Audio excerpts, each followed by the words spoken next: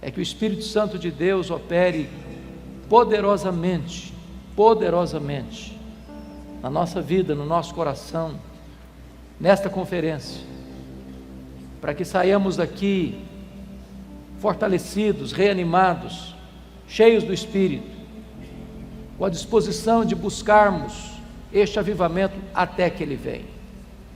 Eu quero partilhar com você o texto que está em Apocalipse, capítulo 1.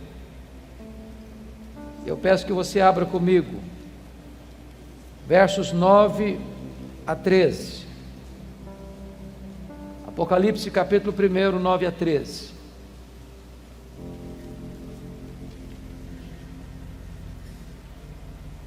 Está escrito: eu, João, irmão vosso, e companheiro na tribulação, no reino e na perseverança. Em Jesus achei-me na ilha chamada Patmos por causa da palavra de Deus e do testemunho de Jesus. Achei-me em espírito no dia do Senhor, e ouvi por detrás de mim grande voz, como de trombeta, dizendo: o que vês, escreve em livro e manda às 7 igrejas: Éfeso, Esmirna, Pérgamo, Tiatira, Sardes, Filadélfia e Laodiceia. Voltei-me para ver quem falava comigo, e voltado vi 7 candeeiros de ouro, e no meio dos candeeiros um semelhante a filho de homem. Capítulo 3, versos 14 a 22.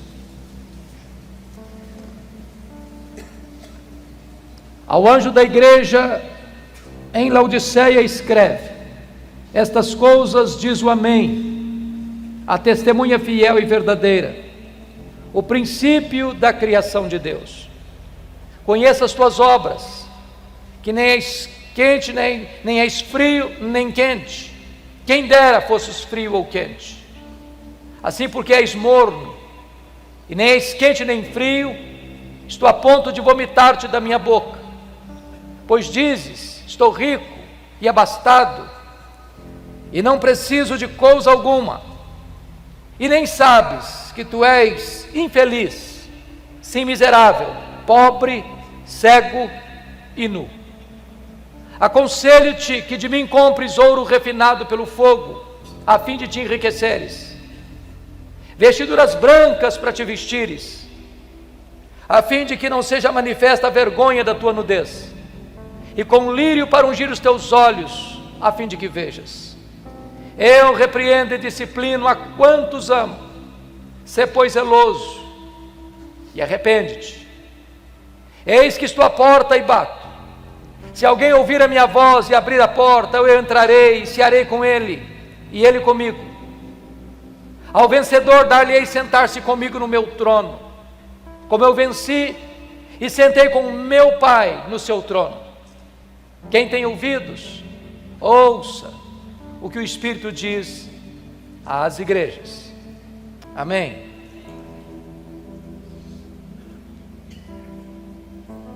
Irmãos queridos, os anos mais sombrios da perseguição à igreja haviam chegado, desde que Nero, com 17 anos de idade, tornou-se imperador de Roma. Nero era um homem louco, era um homem devasso, era um homem violento, mandou matar a sua própria mãe. Desde que este homem assumiu o governo de Roma, é que as nuvens escuras de uma perseguição cruel e avassaladora se formavam no horizonte, anunciando a chegada de um tempo muito amargo para a igreja de Deus. 10 anos depois que este homem assumiu o governo, em 54, precisamente no dia 17 de julho, agora de 64, segundo os melhores historiadores, ele mesmo colocou fogo na capital do império. Por causa da sua megalomania, queria construir uma Roma mais bela, mais pujante, mais magnificente. Subiu para o alto da torre de Mecenas, vestido de ator, tangendo a sua lira, assistindo de lá o espetáculo das chamas, lambendo a capital do império. Foram 7 noites e 6 dias de incêndio, de 17 de julho a 24 de julho. Quando o incêndio acabou, a cidade de Roma estava devastada. Dos 14 bairros de Roma, 10 deles foram destruídos pelas chamas. Os 4 bairros restantes, densamente povoados por judeus e cristãos, dão a Nero um álibi para botar a culpa do incêndio de Roma nos cristãos. E começa então uma brutal e sangrenta perseguição contra a igreja. Os historiadores afirmam que faltou madeira para se construir cruz, tamanha quantidade de crentes que foram crucificados em Roma. Uma verdadeira chacina, um verdadeiro banho de sangue. 2 anos depois, ano 66, explode uma rebelião dos judeus em Cesareia Marítima, porque uma sinagoga fora profanada e os zelotes, que nunca foram favoráveis ao governo de Roma em Israel, rebelaram-se contra Roma. E Roma manda para lá o general Tito, para tentar controlar aquele motim, aquela revolta, aquela rebelião. 2 anos depois, ano 68, o Senado depõe o imperador Nero. Nero tira sua própria vida. 2 anos depois, ano 70, a rebelião em Israel se torna incontrolável. Então o general Tito cerca a cidade de Jerusalém. Ninguém pode entrar, ninguém pode sair.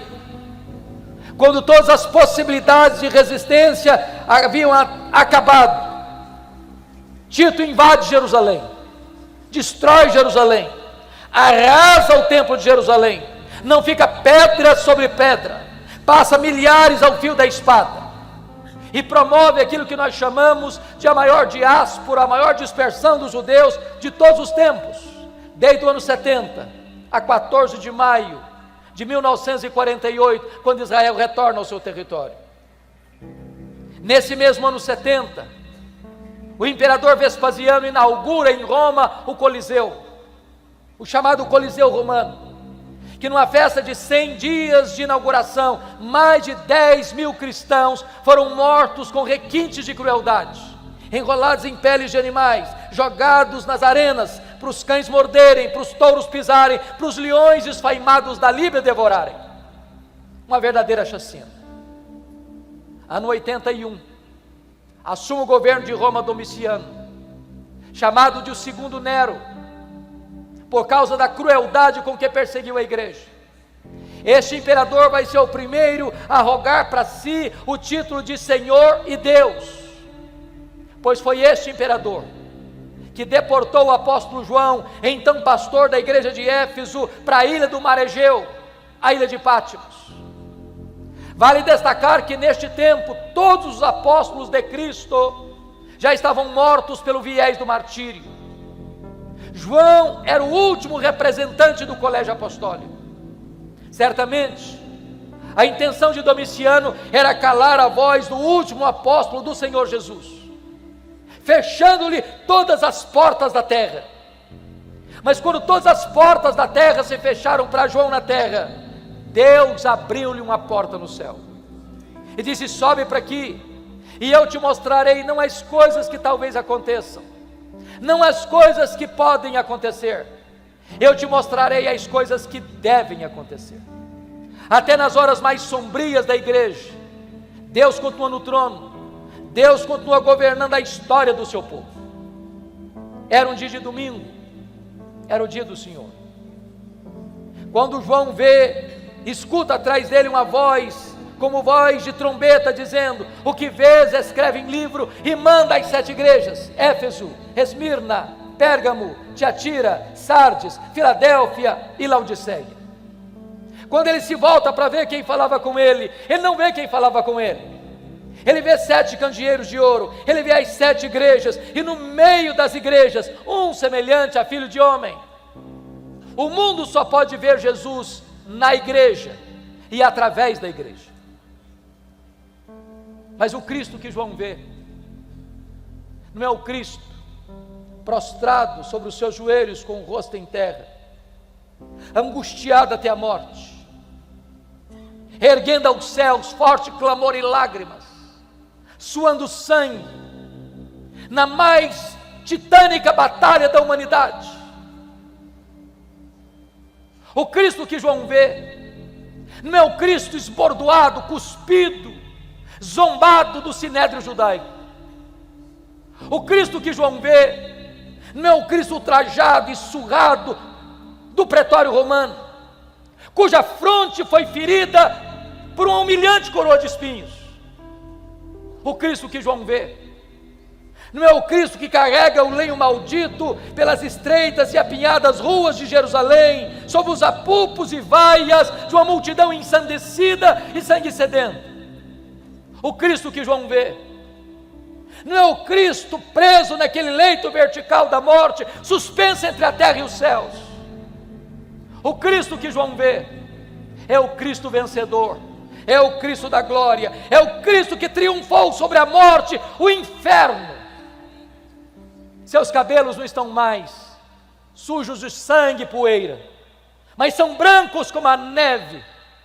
Seus olhos não estão mais empapuçados de sangue, mas são como chamas de fogo. Seus pés não estão mais presos ao lenho, são como bronze polido.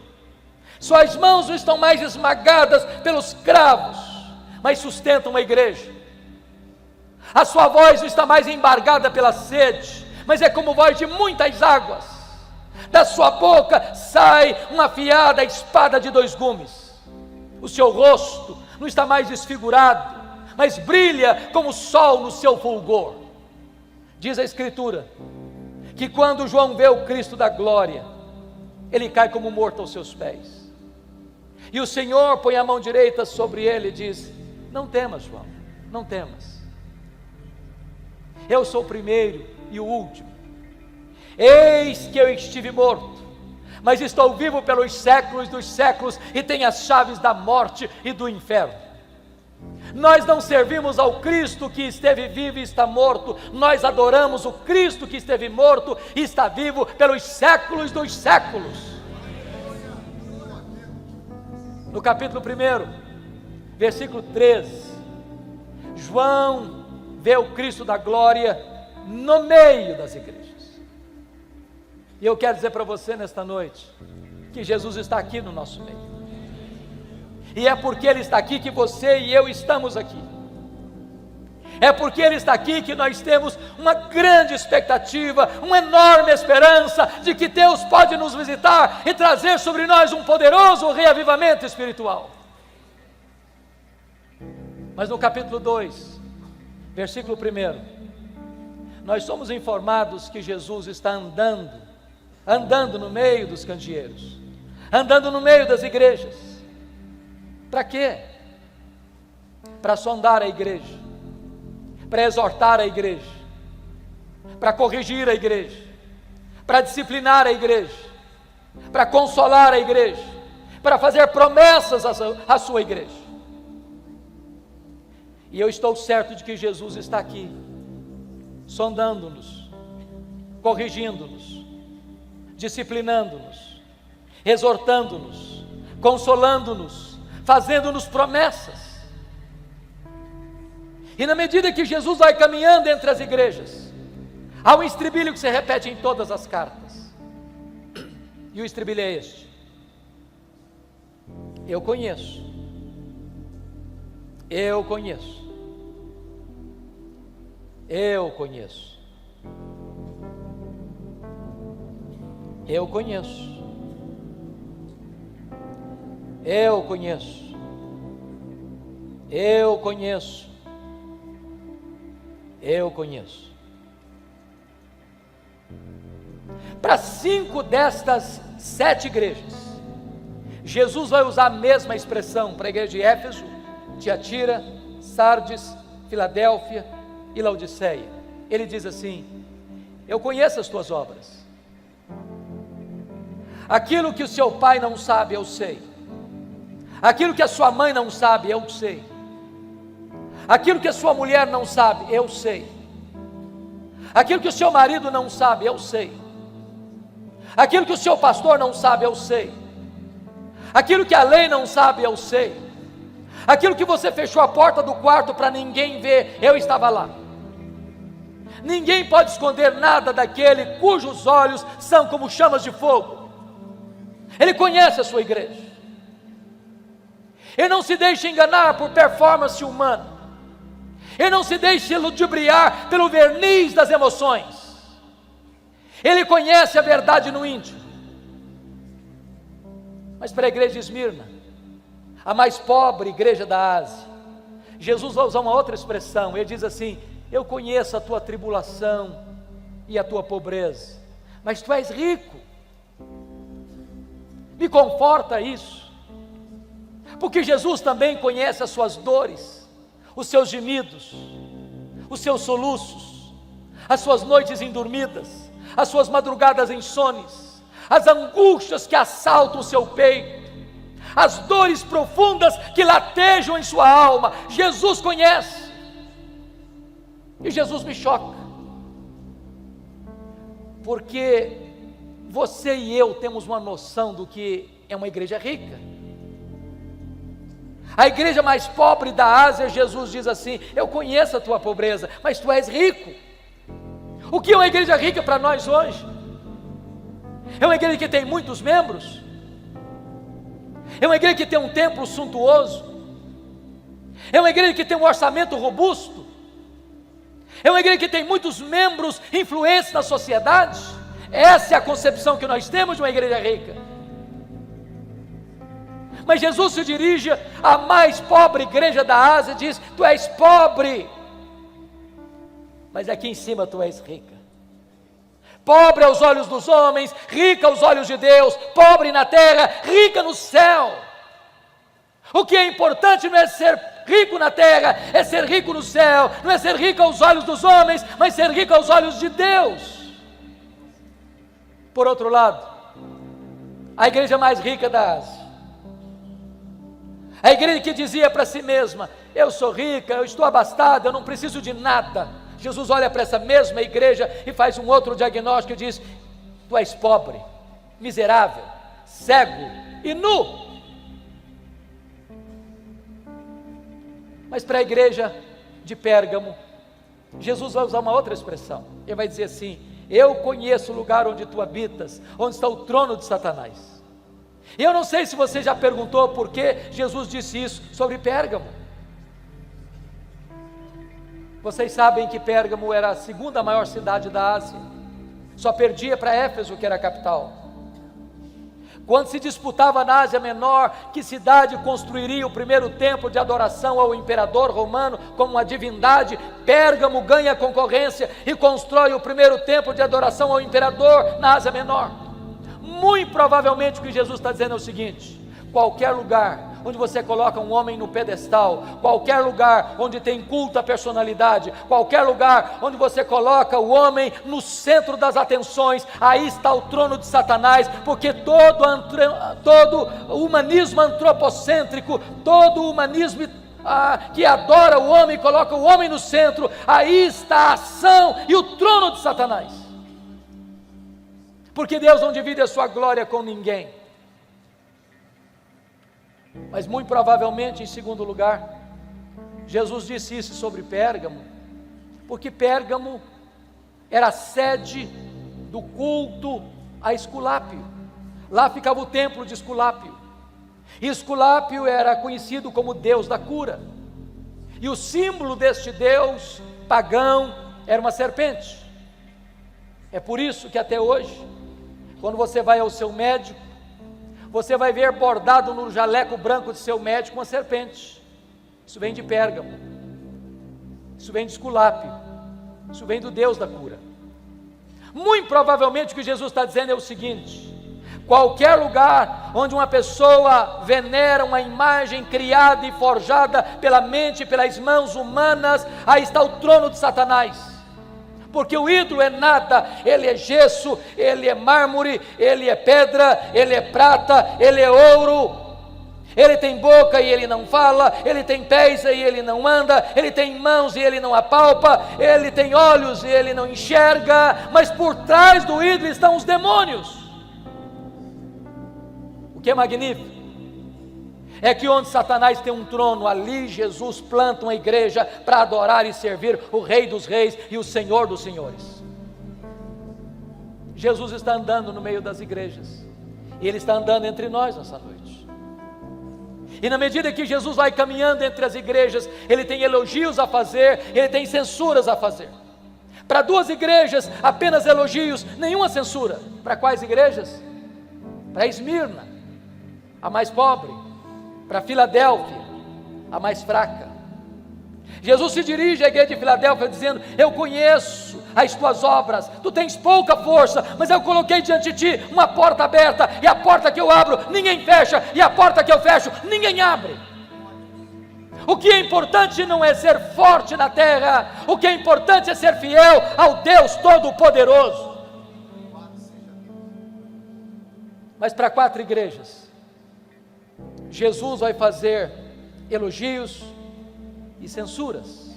Por exemplo, Jesus elogia a igreja de Éfeso pela sua firmeza teológica, pela sua fidelidade doutrinária, pelo seu zelo pela sã doutrina. Uma igreja que não suportava os falsos apóstolos, uma igreja que não tolerava as obras dos nicolaítas, uma igreja que não transigia com a verdade, uma igreja que não aceitava abrir as portas para a heresia, para os falsos ensinos. Jesus elogia aquela igreja pelo seu zelo pela verdade. Com isso, Jesus está nos ensinando que uma igreja jamais pode agradá-lo se essa igreja não é fiel às Escrituras, se essa igreja não é zelosa pela verdade, se essa igreja não tem compromisso inarredável com a sã doutrina. Você e eu não temos o direito de mudar a mensagem e torná-la mais palatável para agradar a freguesia. A palavra de Deus deve ser pregada com integridade, com fidelidade, porque o papel da igreja não é ser popular, é ser fiel. Jesus, entretanto, se dirige a esta igreja dizendo: tenho, porém, contra ti uma coisa, é que tu abandonaste o teu primeiro amor. E aqui corremos um sério risco, porque às vezes até na defesa da ortodoxia, uma igreja pode perder a piedade. Mantém a ortodoxia intacta, mas não tem mais vida, mas não tem mais entusiasmo, mas não tem mais brilho nos olhos, mas não tem mais calor espiritual. Tem luz na cabeça, mas não tem fogo no coração. E é preciso alertar-nos que nada mata mais do que a ortodoxia morta. Pessoas que têm a mente arejada pela verdade, mas o coração está seco, está árido. Já colocou a vida cristã no piloto automático. O culto acontece, a pregação, a oração, os cânticos, mas tudo dentro de um mecanicismo árido. Não tem mais vida, não tem mais entusiasmo, não tem mais amor por Deus, o coração não arde mais, os olhos não brilham mais, não mais a alegria exultante, cheia de glória. E eu posso lhes dizer, irmãos, que a ortodoxia é necessária, que ela é vital, que ela é insubstituível, que nós jamais podemos negociar a verdade, mas só ortodoxia sem piedade não serve.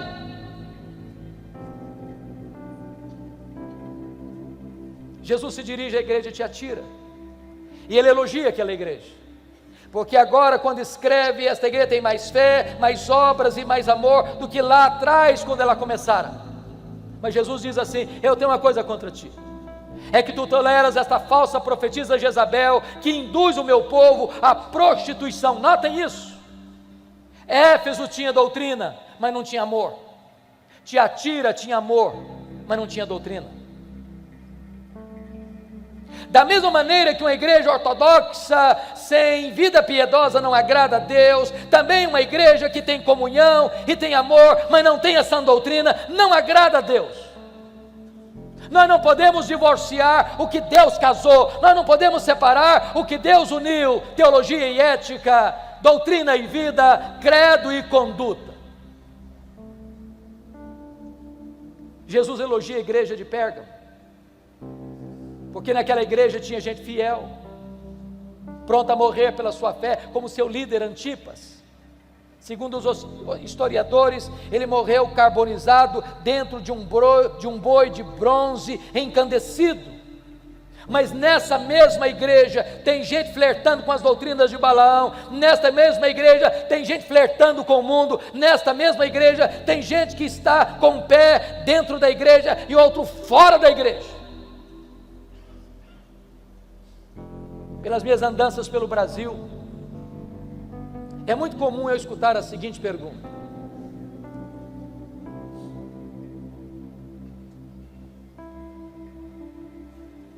qual a avaliação que o senhor faz da igreja evangélica brasileira? Sabendo que eu sou um pastor presbiteriano, às vezes me pergunto assim: qual a avaliação que o senhor faz da igreja presbiteriana do Brasil? Talvez, às vezes a pergunta é mais interessada, mais específica: qual é a avaliação que o senhor faz da igreja? O senhor tem o privilégio de pastorear. E a minha resposta é sempre a mesma. Eu respondo assim: vai muito bem, muito bem. Vai mais ou menos, mais ou menos. Vai muito mal, muito mal, muito mal. Sabe por que eu respondo assim?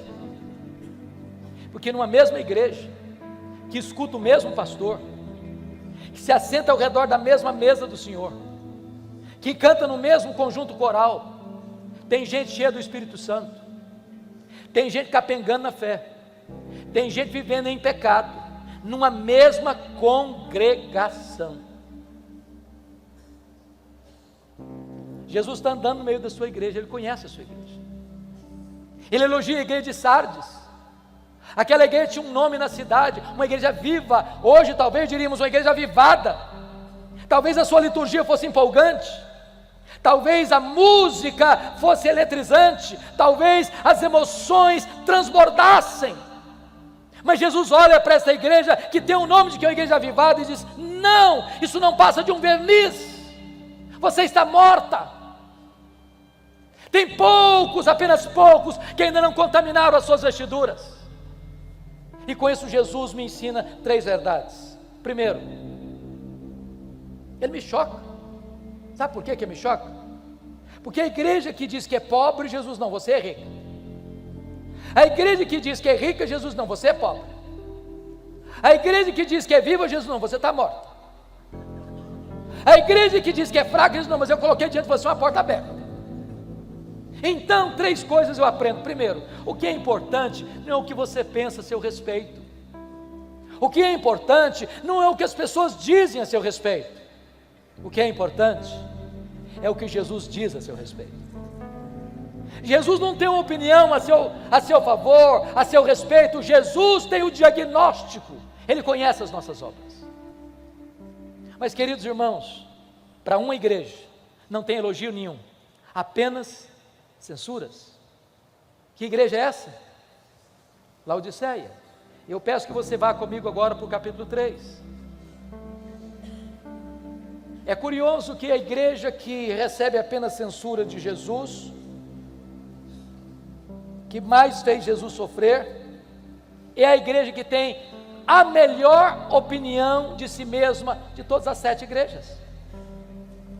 Tem a melhor autoavaliação. Essa igreja se olhava no espelho e dizia assim: estou bem na fita. Ela aplaudia a si mesma. Ela formava um grande coro diante do espelho para cantar o hino: quão grande és tu.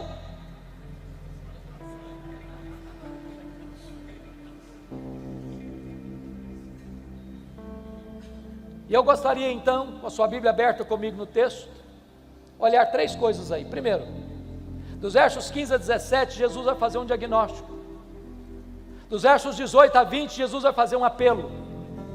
Dos versos 21 a 22, com base no verso 14, Jesus vai fazer uma promessa. Vocês sabem que Laodiceia ficava na região do vale do rio Lico, a região mais fértil da Ásia. Ainda hoje é a região mais fértil da Turquia. Vocês sabem que naquele vale ficavam 3 cidades: Hierápolis, Colossos e Laodiceia. distante uma da outra 9 quilômetros. Eram tão pertas que quando Paulo escreveu aos Colossenses, ele ordenou que a mesma carta fosse lida na igreja de Hierápolis e na igreja de Laodiceia. Hierápolis era a nossa Caldas Novas brasileira, lugar onde havia uma fonte de águas quentes. Há uma montanha lá chamada Castelo de Algodão, de rochas calcárias brancas, onde as águas brotam quentes e vão descendo, formando piscinas naturais em cascatas, e pessoas vinham e vêm até hoje para tomar banhos nas águas quentes e terapêuticas de Hierápolis. Do outro lado do rio, em Colossos, havia fontes de águas frias e geladas, também terapêuticas. Mas em Laodiceia, a maior cidade, não havia fontes, nem de águas quentes, nem de águas frias. As águas vinham por meio de aquedutos e chegavam lá mornas, tépidas, impróprias para beber e impróprias para uso terapêutico.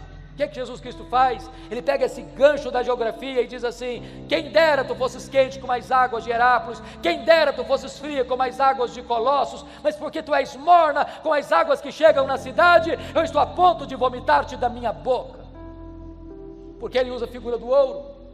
Porque Laodiceia era a cidade dos endinheirados, dos bancários, era o centro econômico da Ásia Menor.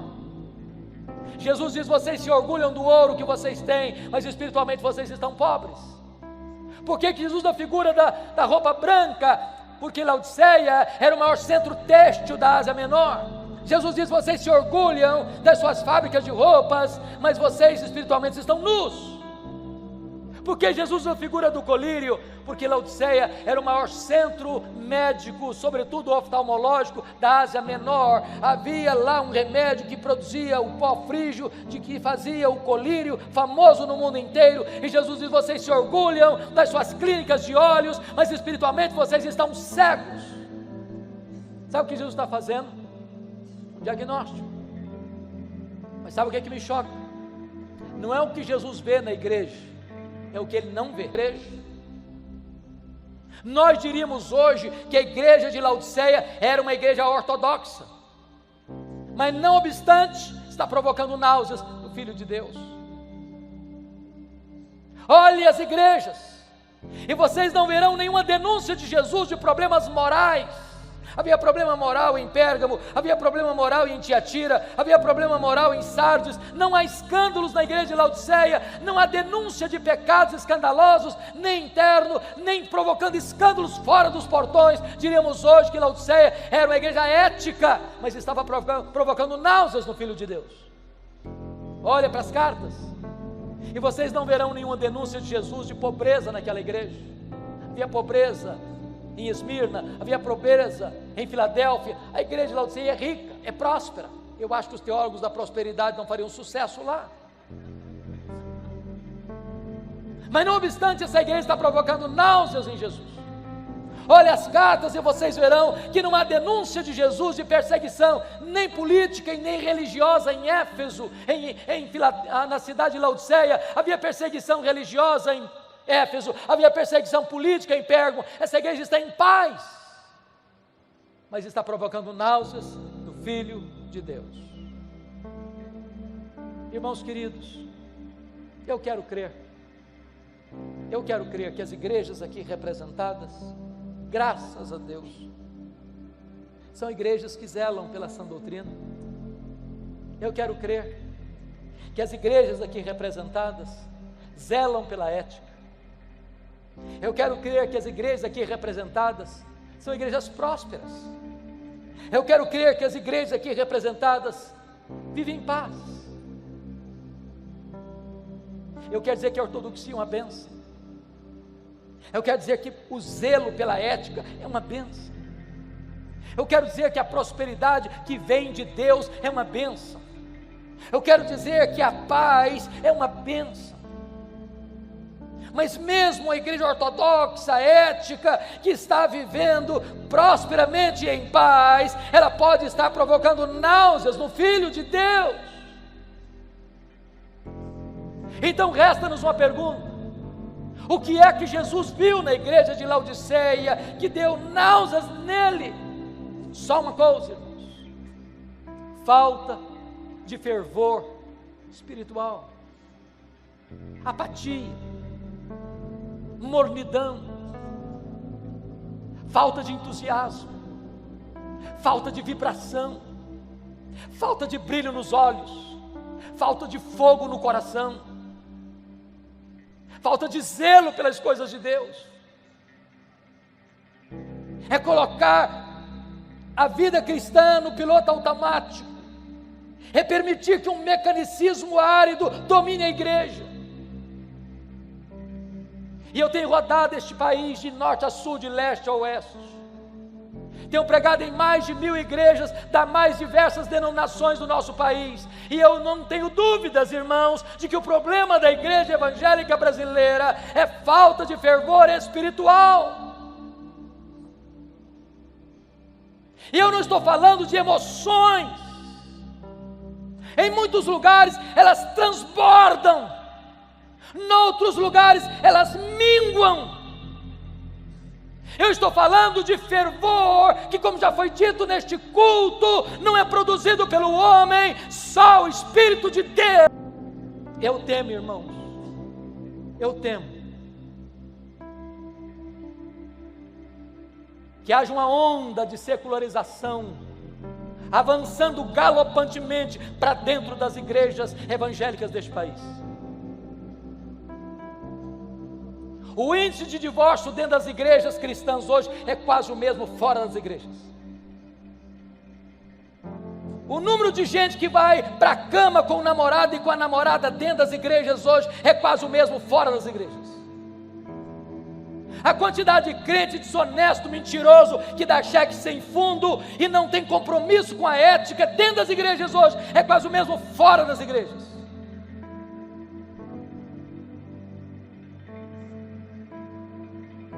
Querem ver uma coisa? Eu não sei como é que você está lidando com isso na sua região, mas por onde eu ando, os pastores lamentam comigo esse fato.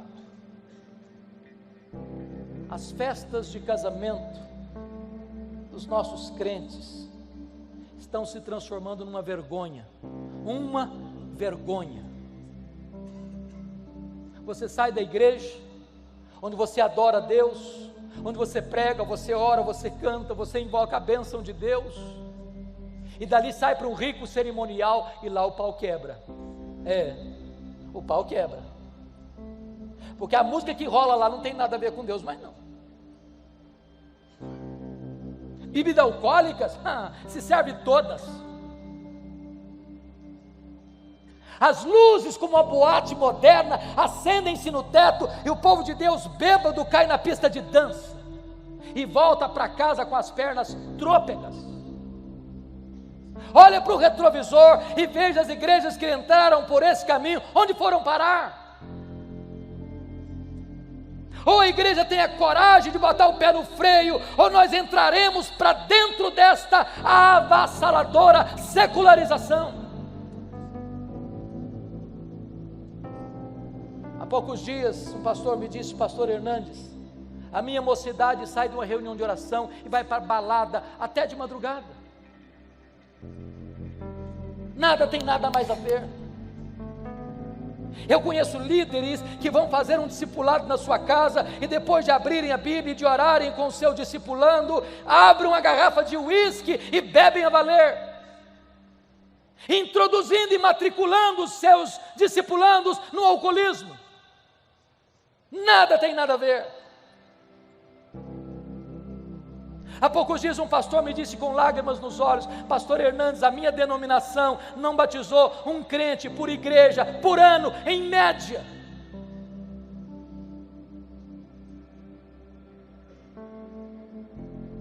Meus amados irmãos, eu estive agora retornando essa semana passada de uma viagem a Israel e Europa. Nós estávamos na Holanda. E a pessoa que nos acompanhava, dando um relatório da situação da Holanda, disse: até 1960, a Holanda era um país protestante, onde os crentes lotavam as igrejas. Hoje, os templos estão lá, vazios, apenas com museus, para você tirar uma fotografia. Numa única geração, a igreja se perdeu. Numa única geração. Eu estive agora em Edimburgo, na Escócia. Lá tem um templo belíssimo, na praça principal da grande fortaleza. Eu entrei para ver. O templo era cristão, evangélico, mas lá dentro tinha um bar. O templo transformado num bar. Eu só pude chorar em ver aquela cena.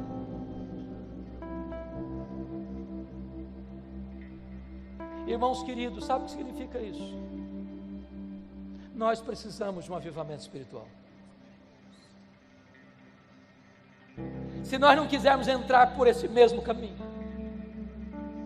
se nós não quisermos colher os frutos amargos de uma secularização, de uma sequidão espiritual, de uma mornidão espiritual, de uma apatia espiritual, onde as pessoas já não têm mais gosto por ir à igreja, onde elas não têm prazer mais na palavra de Deus, onde ir a um culto é um peso, onde frequentar uma reunião de oração é um sacrifício, elas não amam a Deus, elas não querem Deus, elas querem as bênçãos de Deus, e elas substituíram o Deus das bênçãos pelas bênçãos de Deus.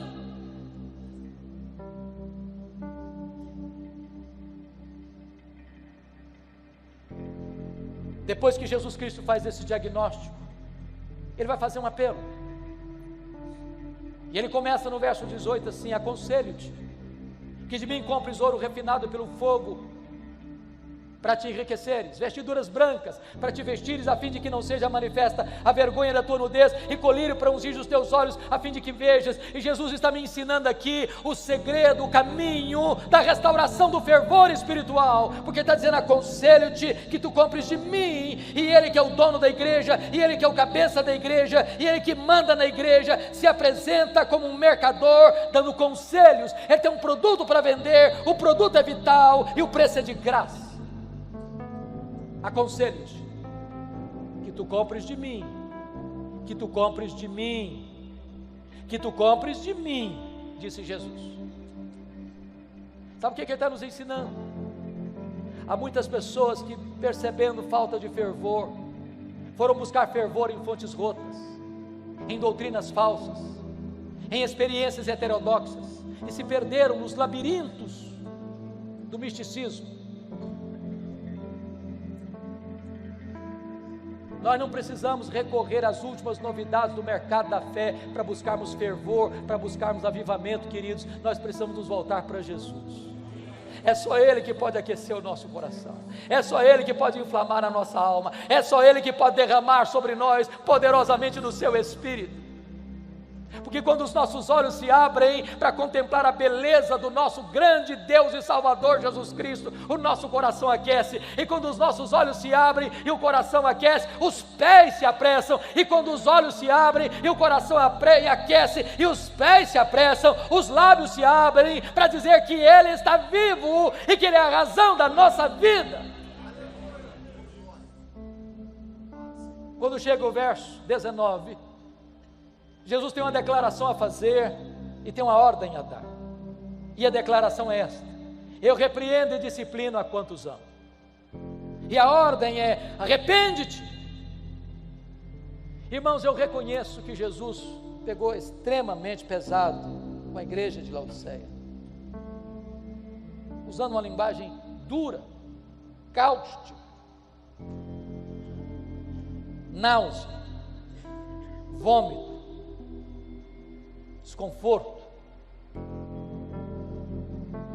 Nada provoca tanto desconforto em Jesus do que uma igreja apática, morna, árida. Mas sabe por que Ele pegou pesado com essa igreja? Sabe por que Jesus pega pesado com você e comigo? Porque Ele está dizendo o seguinte: eu não desisto de você, eu não abro mão da sua vida.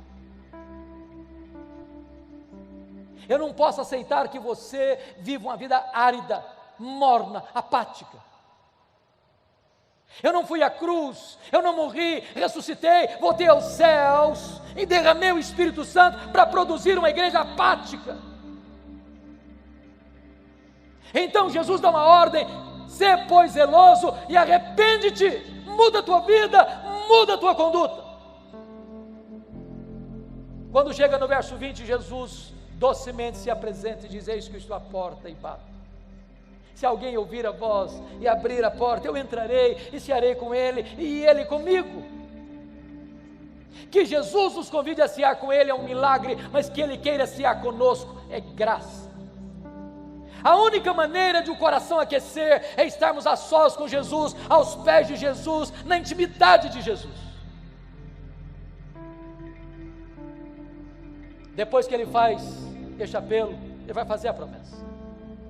No verso 14 ele diz por que ele tem competência e autoridade para fazer essa promessa, porque se apresenta assim: estas coisas diz o Amém. Ele é a última palavra de Deus para você e para mim. Se nós não ouvirmos a voz dele, não há mais esperança para a nossa alma.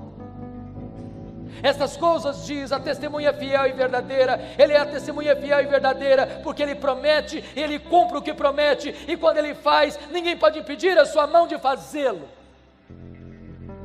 E ele é o princípio da criação de Deus, porque todas as coisas foram criadas por ele, e sem ele nada do que foi feito se fez. E se ele chamou à existência as coisas que não existiam, ele é poderoso para restaurar o fervor espiritual no nosso coração nesta noite. A promessa é esta, está no verso 21. Ao vencedor dar-lhe-ei sentar-se comigo no meu trono, como eu venci, sentei com meu Pai no seu trono. Para uma igreja que valorizava o glamour do mundo, a riqueza do mundo, as glórias do mundo, Jesus diz: eu tenho coisa melhor para vocês, eu tenho o trono. E Jesus faz uma transição maravilhosa da intimidade da mesa para a publicidade do trono. Quem se assentará com ele publicamente no trono? Exatamente quem assentou-se com ele intimamente à mesa. Por isso ele termina dizendo: quem tem ouvidos, ouça o que o Espírito diz às igrejas. No ano 2011, irmãos, eu fui visitar essas 7 igrejas. E eu confesso para vocês que na medida que eu caminhava e meditava sobre esse assunto, muitas vezes as lágrimas vieram aos meus olhos, porque essas 7 igrejas estão literalmente mortas. Literalmente mortas. O que você vê são escombros, pedras reviradas, uma vaga ideia de uma igreja que existiu no passado. Mas nessa mesma região, hoje, não tem sequer 1% de crentes. Sabe por que essas igrejas morreram? Porque elas não ouviram o que o Espírito Santo disse a elas. Olha para a Europa, o velho continente, o berço do protestantismo, onde aconteceu a reforma, onde aconteceu o movimento dos puritanos, onde aconteceu o movimento dos morávios, onde aconteceu o movimento pietista, onde aconteceram as missões modernas, onde aconteceram grandes reavivamentos espirituais. A Europa hoje é conhecido como um continente pós-cristão. Você vai a Genebra, onde já foi uma maquete viva do reino de Deus, parece que não há mais vestígio de vida cristã autêntica naquele país. Estive pregando na Inglaterra o ano passado, e um pastor com lágrimas nos olhos me disse assim: pastor Hernandes, a Inglaterra não é mais o país de John Wesley, a Inglaterra não é mais o país de George Whitefield, a Inglaterra não é mais o país de William Carey, a Inglaterra não é mais o país de William Wilberforce, a Inglaterra não é mais o país de John Charles Ryle, a Inglaterra não é mais o país de Charles Haddon Spurgeon, a Inglaterra não é mais o país de Mark Lloyd Jones, a Inglaterra não é mais o país de John Stott, a Inglaterra hoje é o país de Richard Dawkins, o patrono dos ateus. Os nossos templos estão sendo vendidos e transformados em museus, em boates, em mesquitas muçulmanas. Sabem por que as igrejas estão morrendo na Europa? É porque elas não estão ouvindo o que o Espírito Santo diz a elas. Olha para a América do Norte, olha para o Canadá, para os Estados Unidos, onde aqueles países tão fortes, tão arrojados na evangelização do mundo. Hoje algumas igrejas históricas, rendidas ao liberalismo, perdem centenas, milhares de membros todos os anos, todos os anos, todos os anos. Enormes igrejas vazias. Seminários que formaram teólogos, missionários, pastores para abençoarem o mundo, tomados de assalto pelos liberais, produzem morte. O ano passado eu estava pregando em Nova York numa conferência. Quando terminou aquela conferência, eu fui pregar numa igreja evangélica da cidade. Enquanto o pastor me conduzia àquele templo, ele me mostrou 11 templos que estavam sendo vendidos. Não tinha mais gente para frequentar. Sabe por que as igrejas estão morrendo na América do Norte? Porque há igrejas morrendo lá, vitimadas ou pelo liberalismo de um lado, ou pelo sincretismo religioso do outro, ou pelo secularismo de outra parte, ou pela ortodoxia morta. É porque não estão ouvindo o que o Espírito Santo diz às igrejas. Olha para o Brasil, irmãos, onde nós já temos sinais de denominações inteiras se rendendo ao liberalismo, onde pastores já não acreditam mais que a Bíblia é a palavra de Deus, infalível, inerrante e suficiente. Igrejas que, em vez de avançarem contra as portas do inferno, já estão dando marcha ré e perdendo membros ano após ano. Olha para o Brasil e você vai ver mega templos lotados e lotados de multidões e multidões, mas aí não tem evangelho, não se prega sobre a graça, não se prega sobre a cruz, não se prega sobre o novo nascimento, não se prega sobre a justificação pela fé, não se pregam sobre a santificação, não se prega sobre o Espírito Santo, não se prega sobre as bem-aventuranças eternas, não se prega sobre a condenação eterna. Não tem evangelho, e onde não tem palavra de Deus, não tem o Deus da palavra. Olha para o Brasil e você vai ver denominações históricas que, embora mantenham a ortodoxia, mas muitas delas já perderam o fervor, já perderam o entusiasmo, já estão secas, já estão áridas, já estão mornas, já estão apáticas, precisando de um sopro de vida. Oh, irmãos, nós precisamos de um avivamento espiritual, nós precisamos de um sopro do céu. Nós precisamos do vento impetuoso do Espírito para soprar as cinzas, para reacender as brasas, para levantar um fogo santo que queima, que limpa, que purifica e que alastra em nome de Jesus. Me diz o que você achou. Você concorda com a abordagem dada pelo reverendo Hernandes Dias Lopes? O que você acha? Diz aí nos comentários. Você tem alguma opinião diferente, alguma sugestão? Compartilha com a gente. E se você chegou até aqui, eu sei que é porque você gostou do vídeo, então deixa aí o seu like, se inscreva no canal caso não seja inscrito e ative as notificações. Que Deus abençoe muito a sua vida. Até breve.